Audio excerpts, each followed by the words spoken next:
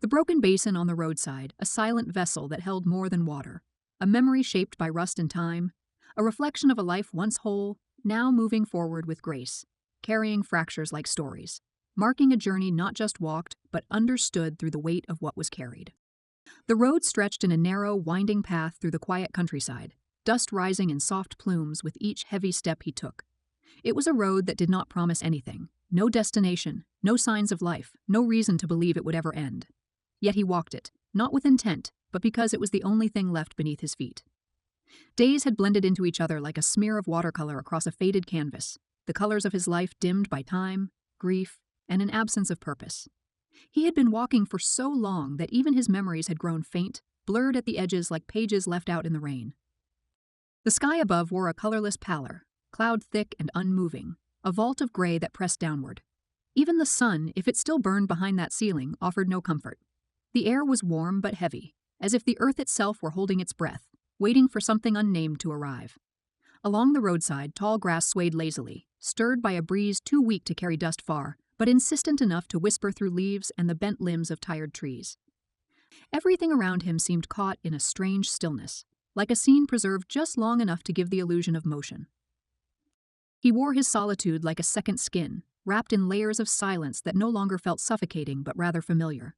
He had shed words and companionship the way snakes slough off their old skins, first with discomfort, then with relief. Whatever had come before this road, he was no longer named. He had become a man defined by movement without direction, a soul stretched thin across the width of miles and moments that refused to anchor. It was then, during this endless rhythm of thoughtless steps and breathing that had turned mechanical, that his eye caught something strange beside the path. Not strange in shape or color, no gleaming relic or startling figure, but in its presence. Half swallowed by the grass that bordered the roadside, nestled among dirt and broken stalks, was an object too deliberate to be part of the natural sprawl. His steps slowed, and against the momentum of his own detachment, he veered toward it. There, sunken slightly into the ground as though reluctant to be noticed, lay a broken basin. Its form was unmistakable even in its ruined state. Once circular, its symmetry had been split by a fracture that ran deep through its side, the crack wide enough to render it useless, but not wide enough to split it apart entirely. The enamel had long since chipped away in sections, exposing rust-rimmed iron beneath. Its white surface was now stained with time and soil, the hue more ghost than color, though a single strip of pale blue still clung to its edge, a quiet remnant of its former design. He stood above it, the wind grazing the back of his neck, eyes fixed on this small, forgotten thing. There was no reason for it to be here. The road was empty for miles in either direction, lined only by the thickets of nature reclaiming space. No buildings, no homesteads, nothing but his steps and this basin, resting like a relic dropped by a life that had hurried away. He crouched beside it, knees popping quietly in protest, hands suspended above its rim. He didn't touch it at first. It felt too strange to rush. There was a weight to it, not in mass, but in memory, in presence. Though its function had long vanished, it felt rooted somehow, as though part of the land had risen to greet him in this forgotten object. The crack along its side had deepened with time, rust blooming like frost along its jagged edge, and dirt had packed itself into the groove, making a bed where water or grain might once have rested. He stared at the basin, mind suddenly tangled in thoughts that didn't belong to the road or the sky. He imagined it in use once full, perhaps, of water scooped from a river, set down beside a fire, steam curling upward into dusk, or filled with vegetables freshly picked from a nearby field, or clothes being washed and wrung out, the sound of cloth smacked against basin walls echoing faintly through the air. Each image came unbidden, built not on knowledge but on a quiet yearning. The basin, though broken and cast off, had once belonged somewhere, and whoever had once held it must have had hands roughened by use, by work, by care. His hand reached out, fingers brushing its rim, the texture of rust caught against his skin. The flaked enamel, cool and sharp, resisted touch like a wound that had never quite closed. A breeze moved through the grass around him as though carrying with it the echoes of all that had once been poured into this basin. Water, milk, tears, and effort. He turned it slowly, and dirt spilled from its hollow, revealing more of its weather-worn base. A faint stamp appeared there, partially obscured, its letters no longer legible, worn to the point of anonymity. Perhaps a maker's name, perhaps a date. Whatever it had once marked, time had erased. He sat beside it, letting his legs stretch out into the roadside grass, the basin placed carefully beside him as though it might break further from sudden movement. He could not explain why he had stopped, why he had veered from the rhythm of his long, drifting walk. He had passed 100 broken things on his path, torn banners flapping in the wind, cracked fences leaning into ruin, and hollowed trees whose hearts had caved in. But none had called him to stillness. None had asked for notice. This basin, though silent and without function, held something different. It did not demand attention, but it offered something, a moment of reflection. It reminded him in a way he had not wanted to be reminded, of the lives that existed before and beyond the road. Not the grand, sweeping lives of story and fire, but the quiet ones. The lives of washing and pouring, of waiting and carrying, of setting down and picking up again. Mundane, perhaps, but full of presence, full of doing. And now it lay broken, discarded, a fragment of utility left behind. He closed his eyes and leaned back into the slope behind him. For a moment, the road disappeared. The sound of the breeze became the breath of another time. The earth pressed cool against his back, grounding him. He tried to imagine who had once held this basin. A woman kneeling by a stream, arms deep in soap and river water. A child scooping pebbles and pretending they were coins. A man in the twilight of his years, using the basin to catch rain through a hole in a tin roof. But more than the people, he thought of what had been poured into it. The essence of days. The rhythm of use. Even now, in its stillness, the basin seemed to remember. It held echoes in its curved walls.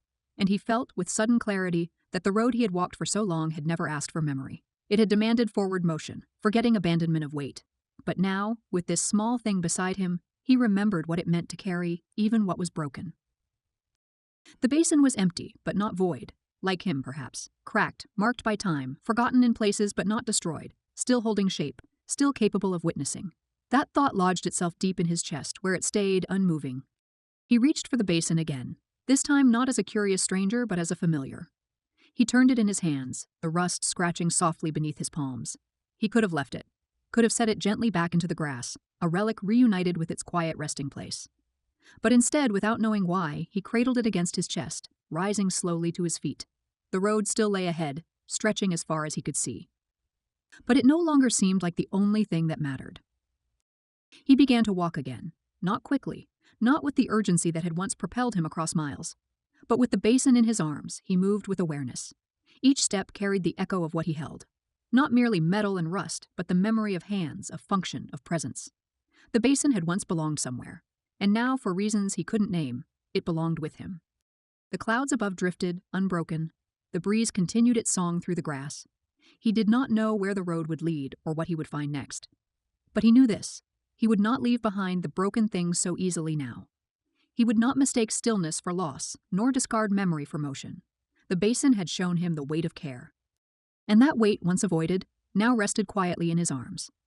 The weight of the basin in his arms was not burdensome. It settled against him like something once alive, its form imperfect but familiar.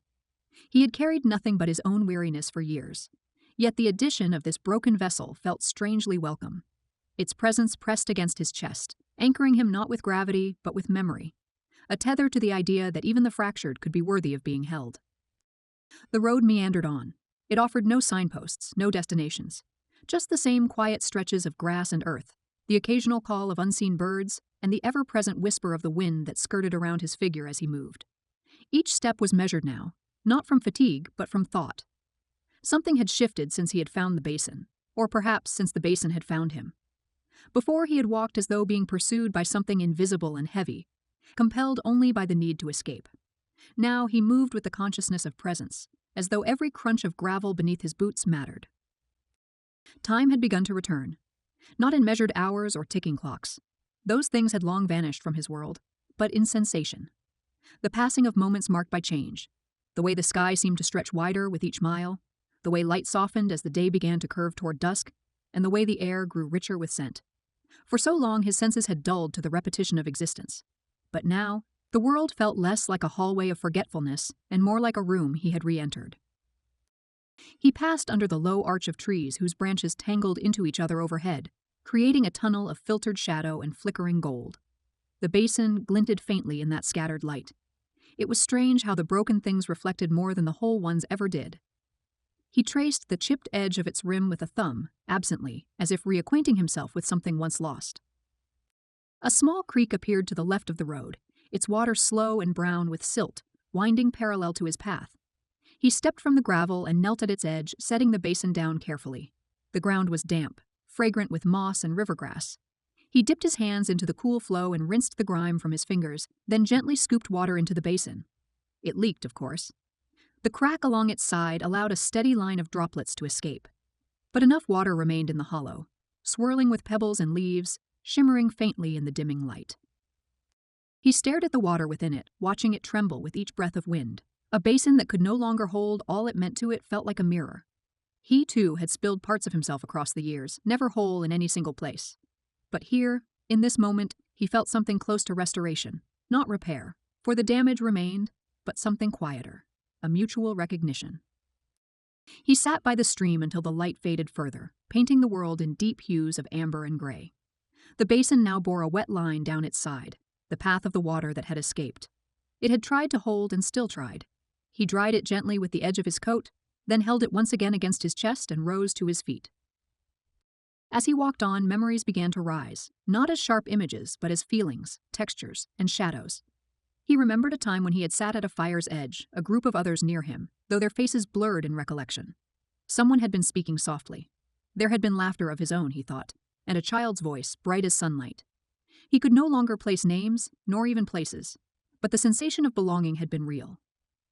That had been before he had begun to walk, before the road had stretched so endlessly beneath him. He had left someone behind, perhaps, and the years had congealed around that loss until even his own identity had become a hushed echo. The road had offered forgetfulness. It offered motion, distraction, and silence. But now he saw that silence was not always peace. Sometimes it was simply avoidance, wrapped in the illusion of calm. Night came gradually. The sky darkened into deep charcoal, stars shyly beginning to appear in the wide canvas overhead. He found a place where the grass dipped into a shallow hollow and sat with the basin at his side. The wind had softened, and in its absence other sounds emerged, the distant hoot of an owl, the gentle shifting of trees, and the faint lapping of water against the riverbank. It was not silence but life, low and constant. He lay on his back, the basin beside him, both of them gazing at the stars as though they held answers. The sky stretched endlessly above, vast and unknowable. He wondered how many others had looked up from this same road, or one like it, with questions burning behind their eyes. Perhaps the basin had once sat beside a campfire just like this. Perhaps it had caught starlight in its hollow once, long before it cracked. Sleep came without resistance. It came softly, like a blanket laid over weary bones, and he surrendered to it not as an escape, but as a welcome visitor. And for the first time in years, his dreams did not carry the cold edge of loss. He woke to morning light dappling through low mist. The world was soft in its waking, dew-covered and silver-edged. The basin held a puddle of collected rain or condensation, reflecting the pale blue of the early sky. He sat up slowly, watching the day unfold around him like a letter long unread. He resumed his walk, the basin now held differently, not cradled tightly but carried as one might carry an offering. He had stopped thinking of it as broken. Now it was simply changed, worn by time, yes, but also seasoned, marked by endurance. As the hours passed, the landscape began to shift subtly. The trees grew denser in some places, then sparse. Low fences, long collapsed, hinted at past borders. A rusted signpost appeared, illegible and tilted, consumed by vines.